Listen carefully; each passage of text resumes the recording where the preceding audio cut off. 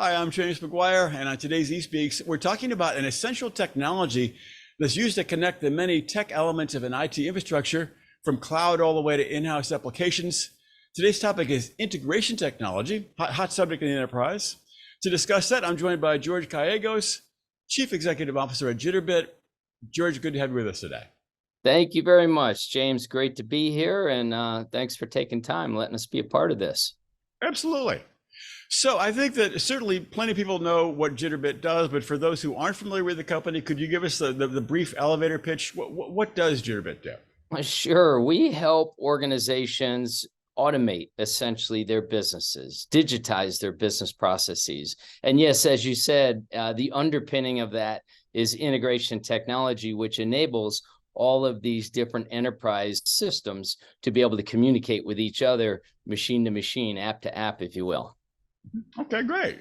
Well, let's talk about this, and let me get this clear in my mind. Let's talk about integration technology in the enterprise. I mean, how does it work?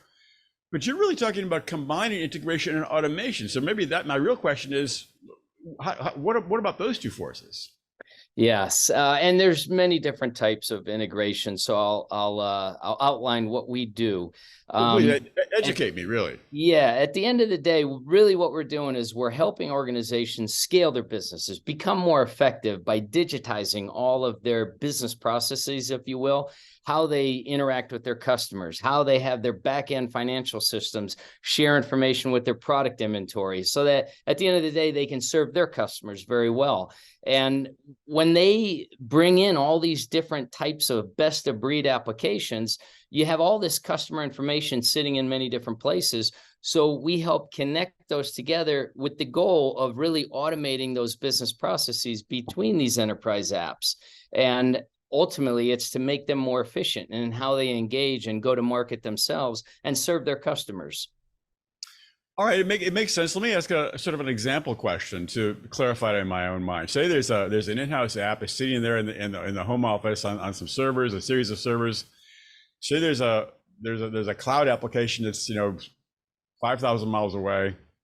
What goes on between those two entities? How are they connected and or automated in their relationship between each other? Yeah, it's a good point. So think of those two entities as you just described, and our technology is the glue between them to allow those two entities, those two enterprise applications, to talk to each other, usually through their own, sometimes proprietary APIs. And we're that glue that understands how to communicate with those APIs, orchestrate, if you will, that information between them to enable that business process, that digital process that needs to take place so that they can have a better view into their customers. All right, well then, let me ask another really, it's just for my own education. I'm thinking, so really this integration technology is always necessary. It's never optional, because I'm thinking, that kind of example happens all the time. There's a legacy in-house app and there's a cloud app, and they need to be communicating with each other. There's no way for someone to simply log on to Amazon Web Services and set up their system like that without having exactly the kind of integration technology you're selling, correct? Or not necessarily? Well, not necessarily. There's a lot of companies that might try to hand code this with a team of engineers themselves, and you could do that, but that doesn't scale very well over time, because now you're dependent on humans. Humans move companies. They may do something differently than the next human that wanted to do it a different way. So when you leverage technology like what we bring to market, we standardize, we provide that abstraction layer to make it much simpler, so that you don't even have to go to a very technical person to enable, set up and deploy that business process between an Amazon and some other system, for example. Mm-hmm. All right, you used the phrase abstraction layer. We used to talk about virtualization all the time back in the day, in the VMware heyday days. So is virtualization part of what's going on here, or not really? Well, not really. And when I use the term abstraction layer, we're kind of shielding all that complexity, all these different, and we're talking thousands of different types of systems. In fact, Cisco did a study years ago that said 300,000 new cloud and SaaS apps had hit the market. So tremendous amount of new best of breed, if you will. And what happens is all of those apps have their own APIs. So there's a tremendous amount of complexity. So a technology like what Jitterbit brings to market, and we bring it to market in a product called Harmony, it abstracts all of that complexity from the users who are trying to deploy these business processes, this automation setup, all of this automation they're trying to do. We abstract that complexity. We shield them from all that complexity. Gotcha. Okay. I want to ask about the challenges in integration technology, but just as a side issue, just you brought up the idea of an API. It amazes me, how central the API is to the entire world we live in. I think if somehow all the APIs stopped working right now, our world would grind to a halt. Yeah. Just curious, I mean, is API technology itself evolving, or is it fairly standardized and we're going to stay with what we have for the time being? No, it's always evolving. In fact, you will see more and more standardization. There are so many systems. When we walk into any enterprise and they have hundreds or thousands of systems, many of them will be 20-year-old systems, very legacy, very proprietary APIs.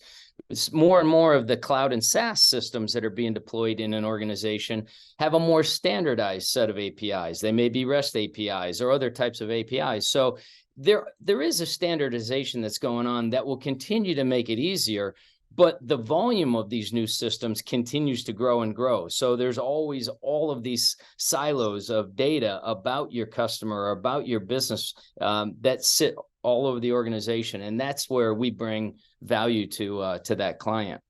Okay. Well, let's dig into the challenges. I mean, what are the pain points in integration technology, the typical headaches? I mean, and how do you recommend companies address these problems?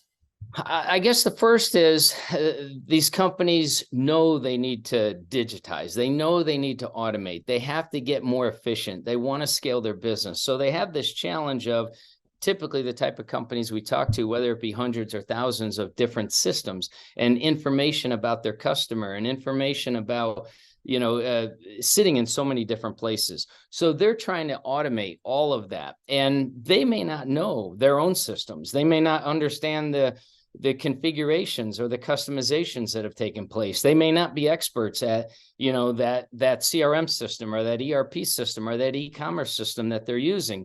And they don't even know where that data resides. So we have to help them understand it. We bring that expertise. We also bring the technology, and then we bring a process by which we help them understand their own requirements, and we help them understand where that data resides so that we can then set up these business processes, these automation workflows that enable that, more efficient, agile operation within the organization. Mm-hmm. It never fails to amaze me just on that data piece. You talked about this, that companies often really do not know where their data is. And of course, it's all spread out. It's in the Tulsa office, it's in the New York office, and it's, in different formats. Exactly. And different storage. It's like, and companies, like on one hand, there's companies, on the other hand, there's data. Those two entities are pretty far apart, surprisingly enough. That's correct. And some organizations, don't get me wrong, some are advanced and they have teams of people, and those teams of people may be quite experienced where about a given system or some system, but more and more. But by the way, IT can't keep up. There are too many automation projects going on. Over 50%, right. IDC says of IT budgets are going to these automation, these digitization projects. And so they can't keep up. So they have to enable, whether you want to call it the business user or the business technologist. At one point, Gartner was calling it the citizen integrators. You have to enable this less technical individual to keep up with the pace of all of this automation. And so that's where it starts to break down. You might have people that are skilled in the systems and the data, but there's not enough of those people to go around with the volume of projects that companies are facing. Right. Sometimes I think that the IT world may at some point actually begin to teeter and collapse under the weight of its own complication, because now there's AI, there's machine learning. The technology is speeding ahead of our ability to manage it, I sometimes think. And the systems are getting ever more complex. Can we really monitor it all? It's like we've built the system that we ourselves might not be able to manage. Well, you made a good point, which is, first of all, I think most CIOs and IT in general are now figuring out how to be a good business partner to the line of business and to the higher volume of business technologists that are out there that may not be in IT, but they have the ability, if the technology allows them, to bring in and deploy some advanced processes, advanced automation in the case of Jitterbit. And by the way, we're going to continue. We have AI, different types of AI running in our labs today that are going to continue to make it easier and easier for that business user, that business technologist, to deploy these automation, these business processes that are underpinned in integration, as you said. And so, yes, teaming with IT and IT supporting that line of business to do this is going to be very key to the future, because again, there's just not enough IT to go around. So it's sort of like a low code, no code automation concept? 100%. I mean, the more you get it to no code, I mean, stick with low code, but the closer you get it to no code, the easier it is for those business users, the line of business, the business technologists, to deploy these important mission critical business processes, and IT being a supporter in that. Now, IT may still be the gatekeeper, if you will, to a big on-prem system like SAP. They may still have some say in how you get to that data, but the more they can enable these business users to at least enable this deployment of automation to be carried out, then they become a good team, if you will, within that organization. Mm-hmm. Well, you spoke about Jitterbit's offerings a bit before. I want to give you a chance. I mean, how is Jitterbit addressing the integration needs and or automation needs of its clients? What's the main advantage here?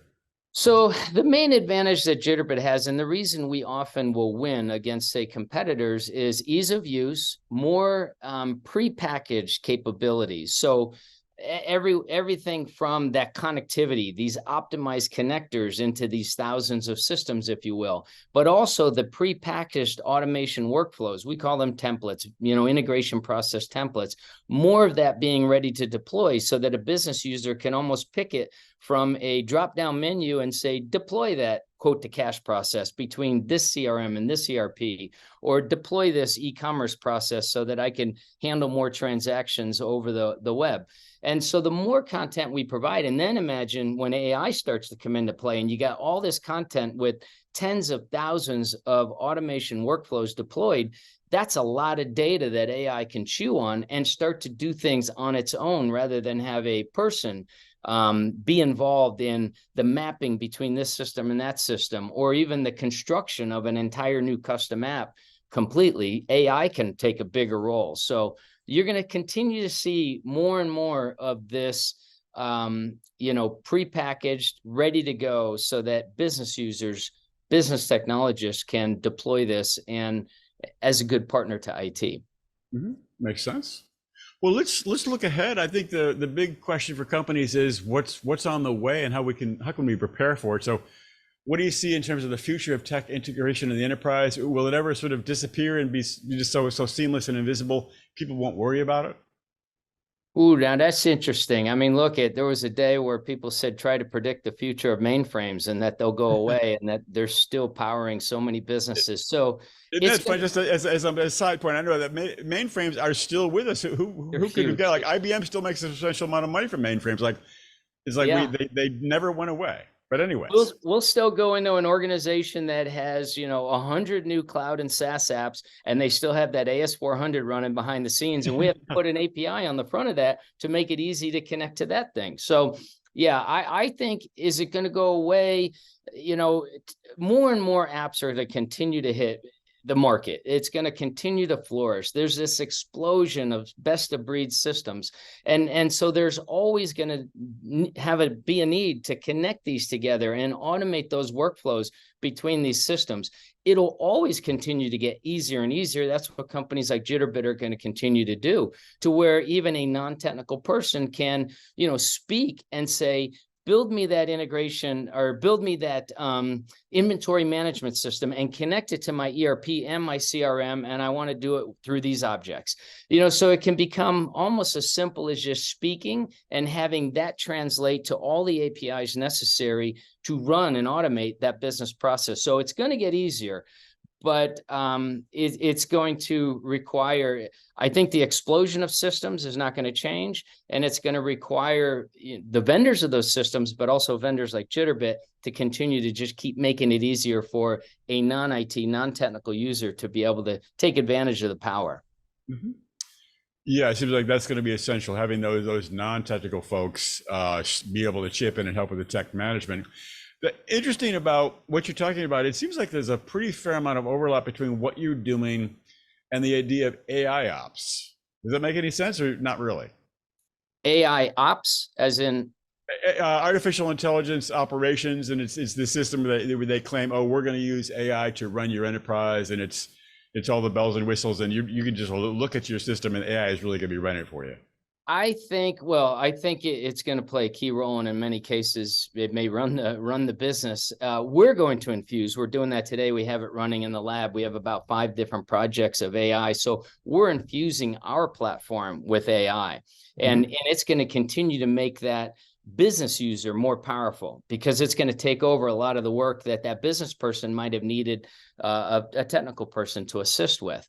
And I think more and more companies, if you look at some of the major, applications that are hitting the market, they're trying to figure out ways to infuse AI into their applications as well. So yes, will an enterprise bot talk to another enterprise bot, from one enterprise system and another enterprise system? Yes, I think that will continue to take place, just like APIs talk to APIs, and it will be machines talking to machines and bots talking to bots. And that's what we're facilitating as well with some of the work we're doing. So that'll keep getting better and better for sure.